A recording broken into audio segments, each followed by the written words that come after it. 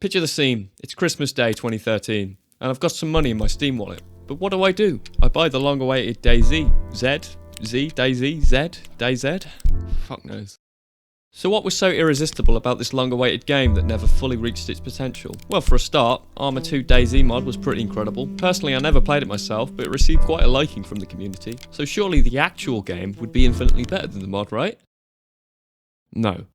Personally, I never got my money's worth out of this game, and that's a huge shame. I was pretty excited for it, and all my friends were too. I don't really know where to start with this game, so let's start the video. Is DayZ worth playing in 2020?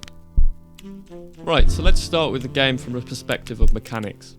It was buggy as fuck. I can't tell you the amount of times that me and a friend would be on a walkway bridge or something like that, and we'd walk remotely near each other and then just fucking die. The map was huge, which is usually great apart from the fact that it all looks the fucking same, so finding each other was a disgusting task.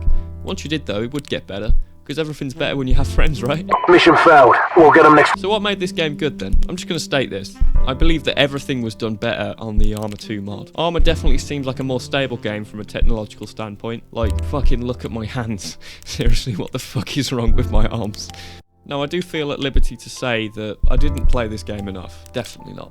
As you can see from my rigorous testing of the game here, and my judgment will include that fact, so don't worry. But there is one other thing. I just don't think this is my kind of game. I just didn't get the enjoyment I was expecting, but anyway, let's crack on. Don't say crack, Jez, yeah? Please, not now. Because you saying crack makes me think about crack, and I love crack. So I went back and played for a few hours on the server with the lowest ping to see if anything was cracking in this game. I mean, I don't know if it was just me, but my god, I didn't see anyone the whole time, and I was just slaughtering zombies with a pickaxe, which brings memories of another game. But I can't remember which game. I gotta say, this wasn't too fun, but then again, that's just me. The aimless running around where everything looks the same does feel like Rust. No, not that Rust. This Rust. Rust and DayZ are quite similar. The survival aspects and crafting are roughly the same, although Rust does have the complex base building that, unlike Fallout 4, just does work. It just works. If you could maybe round up some mates and find each other on the game, then it could well be a fun time. On your own, not so much. The aim is survival, and once you get some decent gear, that becomes pretty easy. As for other players, I didn't encounter a single one, even though the server was decently full. I can remember the days of being bullied as a fresh spawn, and this made progression super hard and a real challenge, which, to be fair, made the game more of a grind, and the reward of being able to stay alive that much sweeter. So the game is still alive, and there are plenty of servers playing, which is good to see.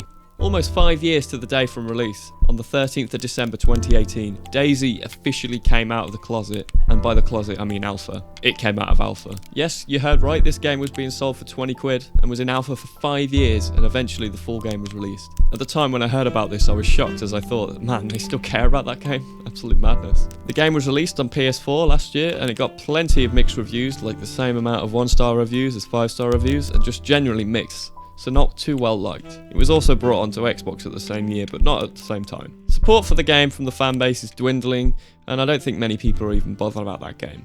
It seems like it's been around forever, and this year it turned 7, with the mod being even older, but not by much. The development and updates throughout the life of the game have been slow and relatively small, and I don't think really anyone's impressed at where the game's ended up. To finish, I do believe it is a good game, it just matters what you're into. If you can and want to, I'd fully recommend playing it again, and it does hold up well in 2020, despite the serious jank of the engine. I mean, look at this. Anyway, thanks for watching. I hope you enjoyed this video. I'm sorry it was a short one, there's not too much to go on here, and really, it's not a game that I was too passionate about, so it's a bit hard to make. A like would be greatly appreciated though. I just want to say thanks for my recent video on Dead Realm. The support on that has been absolutely incredible, and it makes it all worthwhile, so thank you for that.